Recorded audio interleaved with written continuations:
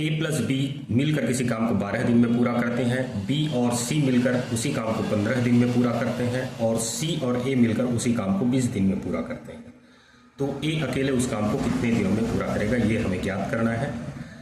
तो यदि ए plus B 12 दिन में पूरा कर रहे हैं तो उनके एक दिन का काम उस काम का 12वां हिस्सा होगा, 1/12। उसी प्रकार बी प्लस सी के एक दिन का काम उस काम का 15वां हिस्सा होगा, और सी प्लस ए के एक दिन का काम उसका 20वां हिस्सा होगा।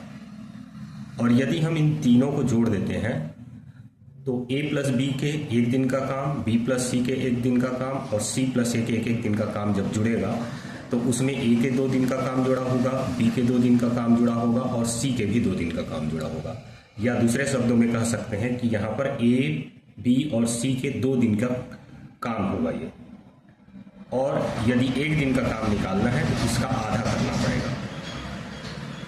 तो अब यहाँ इसे हल करें तो लघुत्तम समापवर्त आ जाएगा 60 के बराबर, 12 पंचे 60, 15 चौक 60, 20 तिया 60 और 1/2 बाहर में जुड़ा है।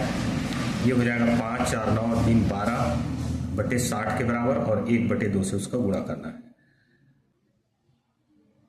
तो ये हो जाएगा 12 पंचे 60 और 5 से 2 का गुणा होगा तो हमें ए प्लस बी प्लस सी के एक दिन का काम मिल जाता है, उस काम का 10वां हिस्सा।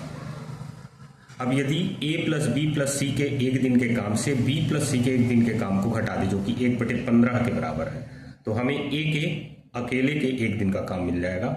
ये हो जाएगा लघुत्तम समापवर्त आ जाएगा 30 के बराबर, 10 तिया 30 और 15 दूने 30, और ये आ जाएगा 1/30 के बराबर। मतलब ए अकेले एक दिन में उस काम के 30वें हिस्से को करता है, तो पूरे काम को करने में उसे 30 दिन का समय लगेगा। Thank you.